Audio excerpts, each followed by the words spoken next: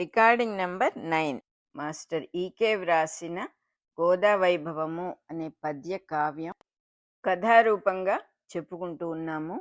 9వ రోజు వేకువజామునే లేచి మామూలు ప్రకారం గోదాదేవి కొలనికి వెళ్ళి చక్కగా శుచిగా స్నానం చేసి స్వామిని చూడాలి అనే ఆరాటంతో ఉత్సాహంతో గుడికి బయలుదేరింది. ఆవిడ వెనకాలే చెలికత్తెలందరూ బయలుదేరారు. సందడిగా కబుర్లు చెప్పుకుంటూ గుడికి చేరుకున్నారు. హేమ అనే చెలికత్తె గబగబా గోద దగ్గరికి వచ్చి ఇట్లా అన్నది, సఖి, నిన్న రాత్రి నాకు నిద్రలో చాలా విచిత్రమైన కల వచ్చింది. ద్వారకా నగరంలో ఉన్న అంతఃపురంలో కోపగృహం కనిపించింది నాకు. ఆ కోపగృహంలో కోపంతో తప్పించిపోతూ ఉన్న సత్యభామాదేవి ఉన్నది. స్వామివారు ఆవిడ్ని మనసారా అనునయించటానికి ఎంతో ప్రయత్నిస్తున్నారు. ఆవిడ్ని ఓదార్చటానికి, ఆవిడ్ని సర్దటానికి ఎంతో పరితపించి కష్టపడుతూ ఉన్నారు ఆయన. కానీ ఆవిడ కోపం చల్లారలేదు. కోపం నిండిన కోర చూపులతో ఆవిడ కంట్లో నుంచి కోటి మెరుపులు ఒక్కసారి మెరిసినాయి. ముఖం ఓరగా బిగించి నిండా ముసుగు పెట్టి పడుకుంది. మన స్వామి రసిక శేఖరుడు గదా, ఆమె పాదాలంటి తల వంచి మొక్కాడు. సత్యాదేవి రుసరుసరాడుతూ కాలు విసిరితే ఆవిడ యొక్క మృదువైన పాదం స్వామి తలను తాకింది. ఎంత అపచారం అయినా కూడా స్వామి కోపగించలేదు సరిగదా, దెబ్బ తగిలిందా సత్య అంటూ ఆ పాదానికి పరిచర్య చేశాడు. మన వ్రజగోపాలుడు ధూర్తుడు కదా, అక్కడితో ఆగలేదు. మృదువైన తన వేళ్లతో ఆవిడ చెక్కిళ్లను, భుజాల్ని, వీపుని, జడని ఎంతో మధుర స్పర్శ పుట్టించి ఆవిడలో మాధుర్య కళలన్నీ పుట్టించాడు. శృంగార మాధుర్యాన్ని ఆవిడకి సున్నితంగా అందించి తాను వినోదించాడు. ఆయన లక్ష్మీనాథుడే అయినా కూడా ఆయన స్పర్శలో త్రిజగన్మోహనమూర్తి అయిన సత్యాదేవి ఆయన ప్రేమలో కరిగిపోయిందే. సత్యభామాదేవి అమాయకత్వానికి స్వామి సంతోషించాడు. స్వర్గలోకపు పారిజాత వృక్షాన్ని గరుడాళ్వారిపై తీసుకొచ్చి, గరుడాళ్వార్ అంటున్నది ఇక్కడ ఆవిడ, గరుడాళ్వార్ మీద ఆ పారిజాత వృక్షాన్ని దేవలోకం నుంచి తీసుకొని వచ్చి ఆవిడ ముంగిలిలో, ఆవిడ వాకిట్లో నాటి చాలా పూలు వచ్చేటట్టుగా పుష్పింపజేశాడు ఆ చెట్టుని. ఆ దివ్య పారిజాత పుష్పాల రంగులన్నీ అద్భుతమైన శోభగా ఉంటాయి. ఆ రంగులతో చాలా ఆశ్చర్యకరంగా ఎన్నో చిత్రవర్ణ శోభలతో ఆవిడ ముంగిలి విరాజిల్లుతూ ఉన్నది. వైష్ణవుల ఇళ్లలో అందరూ కూడా గరుత్మంతుణ్ణి గరుడాళ్వార్ అనే పిలుస్తారు కాబట్టి ఆ కుటుంబానికి సహజమైన ఈ ప్రయోగం ఇక్కడ బాగుంటుందని రాశారట మాస్టర్ గారు. ఇక్కడైతే ఒక విచిత్రం జరిగింది. ఒక ఇంద్రధనస్సు నుంచి సువాసనలు గుబాళించినట్టు, పురివిప్పిన నెమలి పింఛం నుంచి దట్టమైన సుగంధాలు వచ్చినట్టుగా రంగురంగుల పూలతో అల్లిన ఒక పూలదండ కనిపించిందిట. పారిజాత పుష్పాలతో ఆ మాలిక అల్లిన సత్యభామాదేవి స్వామిని సమీపించింది. అంటే మన హేమకి రంగురంగుల పూలతో కట్టిన ఇంద్రధనస్సు లాంటి ఒక నెమలి పురివిప్పినట్టుగా ఉన్న ఒక అద్భుతమైనటువంటి పూలతో అల్లిన పూలదండ కనపడింది మన హేమకి కలలో. చూస్తూ చూస్తూ ఉండగానే ఆ మాల అల్లింది సత్యభామాదేవే అని తెలిసింది. ఆ మాలను తీసుకొని సత్యభామాదేవి స్వామిని సమీపించింది, స్వామి దగ్గరికి వచ్చింది. సిగ్గుపడుతూనే స్వామికి ఆ మాల అలంకరించాలి, స్వామి మెడలో ఆ మాల వెయ్యాలి అని 2 చేతులతో ఆ దండను పైకెత్తింది ఆవిడ. స్వామి ఒడుపుగా ఆమె చేతుల్ని కదపటంతో ఆ దండ ఆయన మెడలో పడకుండా ఆవిడ మెడలోనే పడింది, సత్యభామాదేవి మెడలోనే పడింది. సత్యభామాదేవికి కొంచెం తీయని కోపం వచ్చి చిరునవ్వుతో, స్వామి మీకోసమని నేను ఆ పూలమాల తెచ్చాను, నువ్వేమో దాన్ని నా మెడలోనే పడేట్టుగా చేశావు, నీవెప్పుడు చేసినా ఇట్లాంటి పనులే చేస్తూ ఉంటావు, మీరు ధరించిన దండలను ప్రసాదంగా మేమందరం ధరిస్తాం, కానీ మేం ధరించిన దండలు మీకు ఇవ్వలేం కదా, సరే ఏం చేస్తాం, ఇంకో దండ కట్టి తెస్తాను అన్నదిట సత్యభామ. అనగానే వేణుగోపాలుడు నవ్వుతూ ఇట్లా అన్నట్ట, ఏమండి దేవి గారు, మీ జన్మ ధన్యమైతే సరిపోతుందా, మా మనస్సుకు పండుగ అవ్వక్కర్లేదా? మీరు మా మనస్సుకు ఆనందం కలిగించేట్టుగా ఉంటే మీ జన్మ మరింత ధన్యం అవుతుంది. తమరు ధరించి ఇచ్చిన దండలే ధరించాలని ఈనాడు నాకు మనసైంది. వేరుగా ఇంకో దండ ఎందుకు? నీ వక్షస్థలం మీద ఉన్న దండనే, నీ మెడలో ఉన్న దండనే నాకు ఇవ్వచ్చు కదా, నాకు ఆ దండే కావాలి అని అడిగాడు స్వామి. అంతేకాదు సత్య, ఎన్ని జన్మలకైనా నువ్వు ధరించిన దండలే నేను ధరిస్తాను. నీకు తెలిసినా తెలియకపోయినా నేను ఇది జరిగేటట్టుగా చూస్తాను అని చెప్పాడు స్వామి. మన ఇద్దరి మధ్య ఈ కుసుమ మైత్రి శాశ్వతంగా ఉంటుంది అన్నాడు. కుసుమ మైత్రి అంటే పూలకి సంబంధించిన స్నేహంట. కుసుమ మైత్రి అని పేరు పెట్టాడు స్వామి. యుగ యుగాలుగా ఈ లీల శాశ్వతంగా ఉంటుంది అని చెప్పాడు. కుసుమ మైత్రి, కుసుమం అంటే పూలు కదా, ఈ కుసుమ మైత్రి జన్మ జన్మలుగా నడుస్తుంది, ఎటువంటి సందేహం లేదు. యుగ యుగాలుగా నడిచే శాశ్వత లీల అయిపోతుంది అని స్వామి చెప్పాడని చెప్పి ఆ హేమకి కలలో కనపడింది. ఒక్కొక్క జన్మను ఒక్కొక్క పుష్పంగా స్వామి పాదాలయందు సమర్పణ చేస్తానని ఇంతకు ముందే విష్ణు చిత్తుడు స్తోత్రం చేశాడు కదా, అది గుర్తు తెచ్చుకుంటే సామాన్యంగా జీవుడు ప్రతి జన్మను తప్పనిసరిగా ప్రారబ్ధంగా తీరని బరువుగా మోస్తూ ఉన్నట్టుగా ఒక పిక్చర్ ఉంటుంది. ఆ స్థితిలో నుంచి ఒక జన్మను ఒక పుష్పంగా లేక ఒక పుష్పమాలికగా స్వామికి సమర్పణ చేసే స్థితికి జీవుడు ఎదగటమే ఇక్కడ మోక్షస్థితి.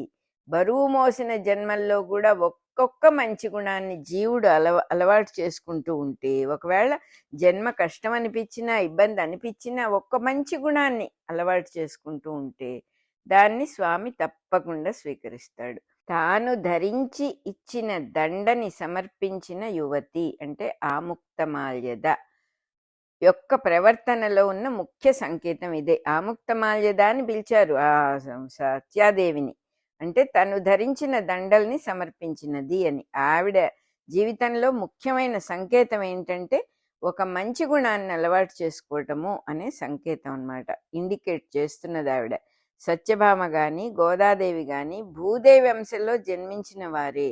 భూమి నుండి పుట్టిన ప్రతి పంట కూడా ఏవి పండిన భూమి నుంచి సూర్యాంతర్వర్తి అయిన నారాయణుడి అనుగ్రహం వల్ల పుట్టినవే. భూమి మీద ఏ పంట వచ్చినా, ఏ మొక్క వచ్చినా, ఏ పండు పండినా, ఏ పువ్వు పూసినా కేవలం సూర్యనారాయణుడి రూపంలో ఉన్నటువంటి ఆ వెలుగు వల్ల పుట్టినవే. కాబట్టి జీవుల రూపంలో ఉన్న నారాయణుడే వాటిని స్వీకరిస్తాడు. కాబట్టి ఇదొక శాశ్వత లీల అన్నమాట.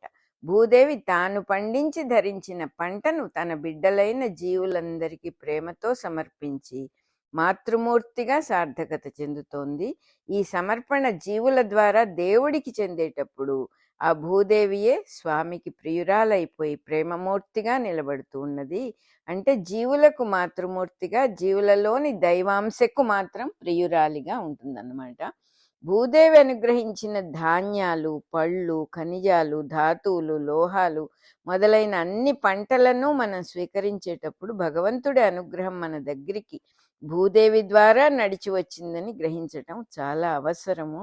ఈ గ్రహింపుతో తిరిగి మళ్ళీ సాటి జీవులలో ఉన్న స్వామికి వాటిని సమర్పణ చేసినప్పుడు మన జన్మకి కూడా ధన్యత కలుగుతుంది. స్వామి ఇట్లా ఇంకా కంటిన్యూ చేస్తోంది ఈవిడ కళ గురించి. స్వామి ఇట్లా అనగానే సత్యాదేవి మనస్సు ఉప్పొంగిపోయింది. లేలేత సిగ్గులతో ముఖమంతా కూడా ఎర్రబడిపోయి పారవస్యంతో శరీరం అంతా కూడా పులకరించిపోయింది. ఆవిడ వక్షస్థలంలో తాను ధరించిన దండను మెల్లగా తీసి స్వామి మెడలో అలంకరించింది. నేను కలలో చూసిన స్వామి అన్ని వేళ్లకు రవ్వల ఉంగరాలు ధగధగలాడిపోతున్నాయి. అక్కడ స్వామి కళ్యాణం రోజున స్వామి ముఖం ఎంత శోభగా ఉంటుంది. సరిగా అలాగే లక్ష్మీ కళలు కుప్పపోసినట్లుగా ఆ స్వామి ముఖం వెలిగిపోతోంది. చెబితే నమ్మవు గాని సఖీ, సత్యభావం చూస్తే సరిగ్గా నువ్వేనేమో అనే భ్రాంతి కలిగింది నాకు. అదే ముఖం, అదే కంఠం, అదే ముక్కు, నుదుటి మీద తిలకం కూడా అచ్చగా నీలాగానే ఉన్నది. హేమ ఇట్లా అనగానే గోద ముక్కు మీద వేలేసుకుని, తప్పు కదా, అంత మాట అనవచ్చునా, మహర్షులు కూడా సేవించే పవిత్ర మూర్తి ఆ సత్యభామాదేవికి మనకి సాటియా? ఎంత అమాయకురాలివే! ఏమైనా ఒక మాట చెబుతా, నీ జన్మ సఫలమయ్యే స్వప్నాన్ని దర్శించావు. ఆ కల కంట ఇంక నీ జన్మలో నీకు ఇంకేం కావాలి? నువ్వు ధన్యురాలివైపోయినావు. ముగ్గురు ఈ విధంగా ముచ్చట్లాడుకుంటూ చేతులు చేతులు పట్టుకుని కోవెలకి చేరుకున్నారు. స్వామి లీలలు కొన్ని నవ్వులాటలుగా కీర్తనలు కట్టి పాడుకున్నారు. గోదాదేవి ఇట్లా గానం చేసింది. సుకుమార మనోహర గోపయువతుల మనస్సులను హరించిన గోపికా మానస చోర, నువ్వు కంఠంలో ధరించిన దండలు మేం ప్రసాదంగా స్వీకరిస్తే మాకు ముక్తి కలుగుతుందని మేం నమ్ముతున్నాము. నువ్వు మాత్రం సత్యభామాదేవి ధరించి ఇచ్చిన దండలే రక్తి అని అనుకుంటున్నావా? ఈ నయగారాలు, ఈ సుకుమారాలు మాకు అర్థం కావటం లేదు స్వామి. నీ ప్రవర్తనా విధానాలు ఎప్పుడూ మా ఊహలకు అందకుండానే ఉంటున్నాయి. పరిపూర్ణ యవ్వనంలో ఉన్న వనితలు తమ వక్షోజాలపై ప్రీతితో ధరించిన పూలదండల కోసం ఇంతగా తపించిపోయే ఘనత నీకొక్కడికే దక్కింది. ఈ ఘనతకు నిన్నెలా మెచ్చుకోవాలో తెలియదు. మెచ్చుకోకుండా ఉండను లేకపోతున్నావు అంటోంది. గోపీనాథ, నీ ముచ్చట తీర్చటానికి మగవారు ధరించి ఇచ్చిన దండలు పనికిరావా ఏమిటి? పడుచు కన్యలు ధరించిన దండలే కావాలా నీకు? ఓహో, ఇటువంటి వింత వేషాలు దేవకీదేవి కడుపున కృష్ణుడిగా పుట్టిన తర్వాతే నేర్చుకున్నట్టున్నావు. అంతకుముందు ఎప్పుడు ఇటువంటి చిత్రమైన లీలలు వినలేదు సుమా. పురుషుడవంటే నీవేనేమో. ఇట్లా స్వామితో పరాచకాలాడుతూ గోదాదేవి గుడిలో నుంచి తోటలోకి వెళ్ళి కొంతసేపు చెల్లులతో విహారం చేసింది. ఆ తర్వాత ఇంటికి వెళ్ళి చెలికత్తెలతో గోపాలదేవుడు వ్రజకులంలో చేసిన లీలలు ముచ్చటించుకుంటూ ఉంటే పగలంతా ఇట్టే గడిచిపోయింది. రాత్రివేళ ఆమె ఇలా అనుకున్నది, నాకు కూడా ఒక్క మారైన స్వామి కలలో కనిపించకూడదా? అదెలా సాధ్యం? నాకు ఈ వెర్రి తీరి నిద్రపడితే కదా కల రావటానికి అనుకుంటూ ఉండగానే శ్రీకృష్ణుడు ఆవిడ మొర విన్నట్టుగా ఆవిడకి చిన్న కునుకు పట్టింది. అంటే కొంచెం నిద్ర పోయిందన్నమాట. సుదూర తీరాల నుంచి ఆ నిద్రలో వేణునాదం సన్నగా వినపడుతూ ఉన్నది. ఎక్కడో దూరం నుంచి వినపడుతూ ఉన్నట్టుగా మురళీనాదం వినపడుతూ ఉంది. కానీ అక్కడ ఉన్నదెవరో మాత్రం తెలియటం లేదు. పాలవాన కురుస్తున్నట్టు, పాలవర్షం కురుస్తున్నట్టుగా వెన్నెలలు వెల్లి విరిసిపోతున్నాయి. పొన్న చెట్లు ఆ వెన్నెల వర్షంలో తడిసిపోతూ ఉన్నాయి. ప్రతి పొన్న చెట్టులోనూ ఎవరో దూరి వేణుగానం చేస్తున్నారు. ఆ వేణువు ఊదే వ్యక్తి ఎక్కడున్నాడో మాత్రం తెలియటం లేదు. గోద చిన్నపిల్లలాగా ప్రతి పొన్న చెట్టులోనూ వెతికింది. ఒక్కచోట ఎలాగో వేణుగోపాలుడు దొరికాడు. ఆమె అతని పాదాలకు మొక్కి ప్రేమగా పలకరించింది. అతడు చిరునవ్వు నవ్వాడు. బృందావనంలో కృష్ణుని అన్వేషించిన గోపికలు మళ్ళీ ఎలారా, మీ పొదల మాటున లేడు గదమ్మ చెప్పరే అంటూ ఎంతో వెతికిన దృశ్యం గుర్తుకొస్తోంది.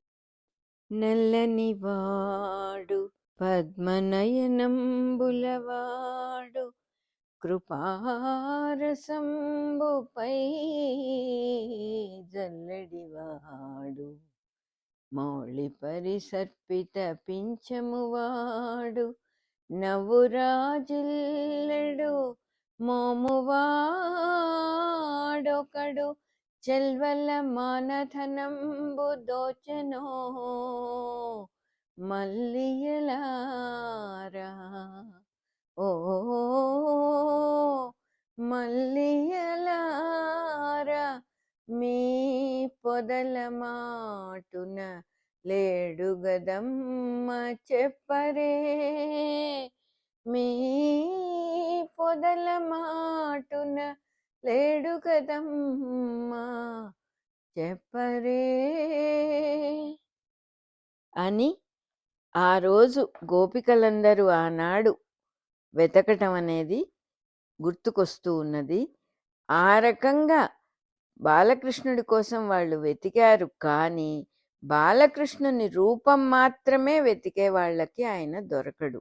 ఒకవేళ దొరికినా ఉన్నంతసేపే గాని తర్వాత మాయమైపోతాడు. కృష్ణుడి సాన్నిధ్యాన్ని ఆత్మలో అనుభవించిన వాళ్ళు గోపికలు. బృందావనంలో ప్రతి మొక్కలోనూ ప్రతి చెట్టు పుట్టలోనూ అణువణువున కృష్ణుడే ఉండాలి అని భావించి వాని కోసమే అన్వేషణ సాగించారు.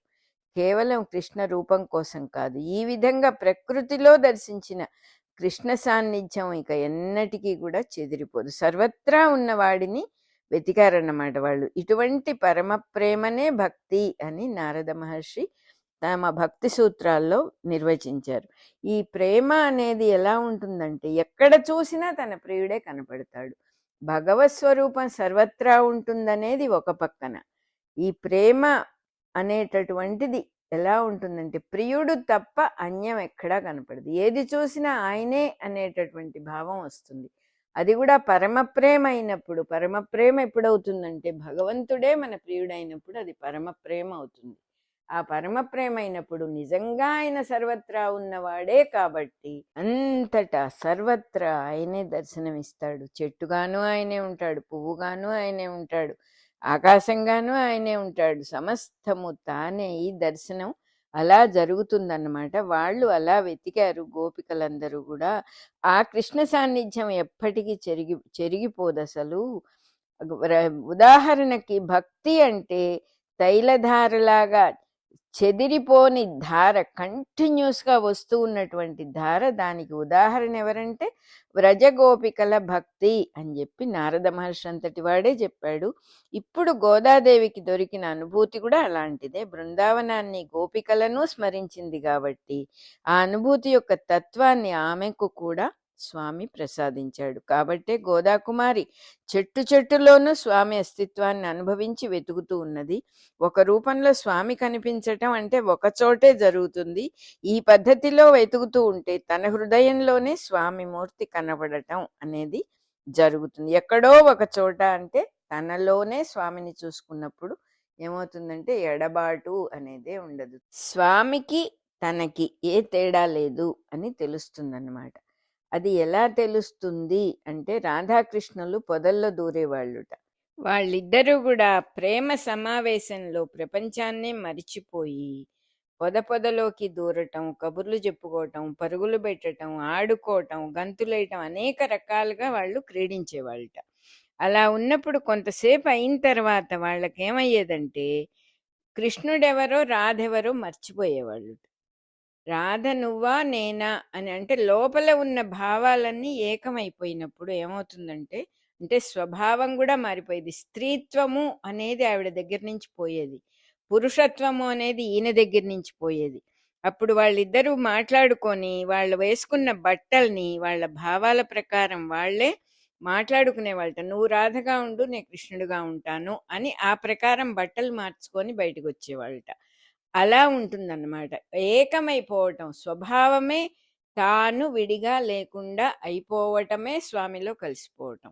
వాళ్ళిద్దరుగా కనపడిన రాధాకృష్ణ తత్వం అంటే ఎగ్జాక్ట్గా ఇదేను.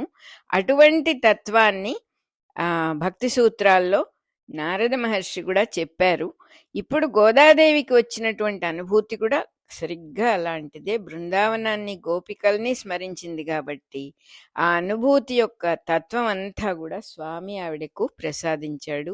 కాబట్టే గోదాకుమారి చెట్టు చెట్టులో స్వామి అస్తిత్వాన్ని, స్వామి ఉండటాన్ని అనుభవించి వెతికింది.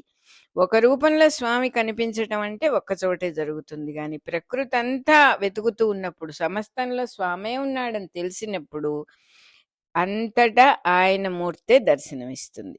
తన హృదయంలో ముందుగా స్వామిని ప్రతిష్ఠించుకుంటే తర్వాత స్వామిని సాటి జీవుల్లో, ఎదుటి వాళ్లలో, పక్క వాళ్లలో, సమస్తంలో, సమస్త జీవులలో, చెట్లల్లో, పుట్టల్లో అంతటా స్వామిని చూడటం చేతవుతుంది.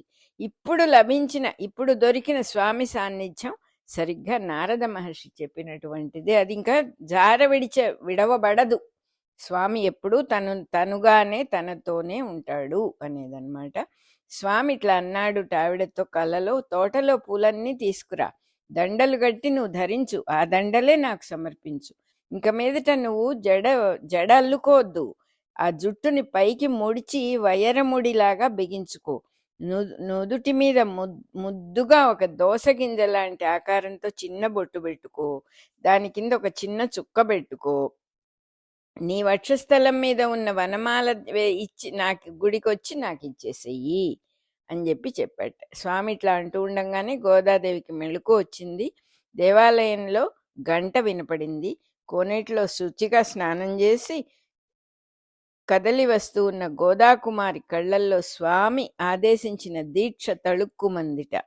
ఆ దీక్ష వహించిన 9వ రోజు రాత్రి పవిత్ర దృష్టి, ఆ తల్లి యొక్క పవిత్ర దృష్టి భక్తులలో రసమయ భావాలను కలిగించి ఆశీర్వదించుగాక అంటూ ఉన్నారు. గోదకొచ్చిన చిన్న కళ మాస్టర్ గారి పద్యభావంలో ఎలా ఉందో ఇక్కడ చదువుకుందాం మనం.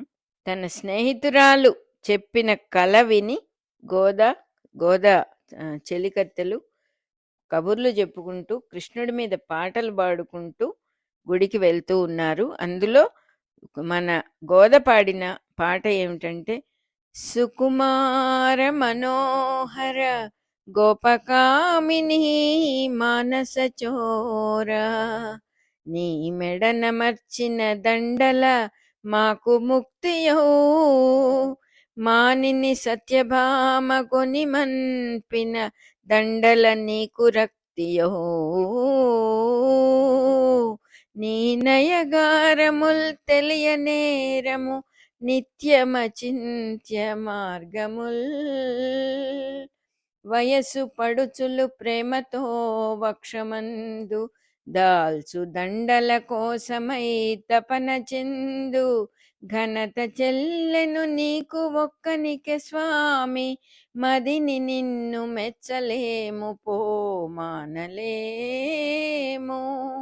మగవారు దాల్చి ఇచ్చిన దండలు తగవా, నీ మనసు చెల్ల దాల్చిన దండల్ మగువలు దాల్చిన దండలయగునా, నీ కులుకు దీర్పనాభీరపతి, దేవకి కడుపున బుట్టిన ఆవల నేర్చితివి ఇట్టి ఆశ్చర్యములన్, నీ విభవం బంతకు మున్ని విధముల చిత్రలీలెరుగదు పురుష అని చెప్పింది ఆవిడ.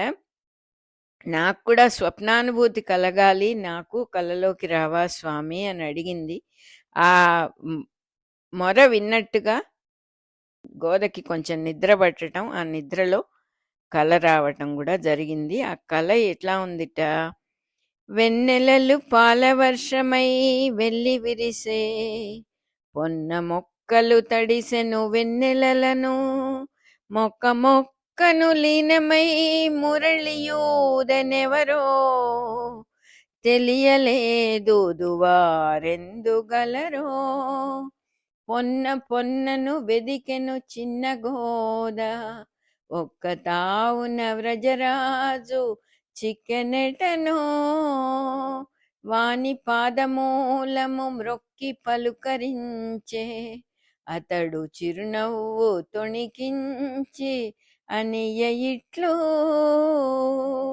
మాలలల్లుము గోదా తోటలో పూలు తెచ్చి, నీవు దాల్చిన మాలలందిమ్ము నాకు, జడధరింపకు కేశముల్ పైకి ముడిచి, బంధమేర్పడదీర్పుము వయరముడిని, ముద్దుగా దోసగింజంత బొట్టు దీర్చి, నిలువు రేఖగా గ్రీచుక్క నిలుపుకొనుము, ఒక్క వనమాల మెడదాల్చి చక్కవచ్చి, ఆలయంబున నా వక్షమందు నిలుపు, అనంగ మెలకువగల్గే గోదకు, దేవాలయ గంట వినిపించే శుచి అవుచు కదలివచ్చు గోద, దీక్షల తొలి రూపు కూర్చు సిరులు, 9వ రేయి నవభావ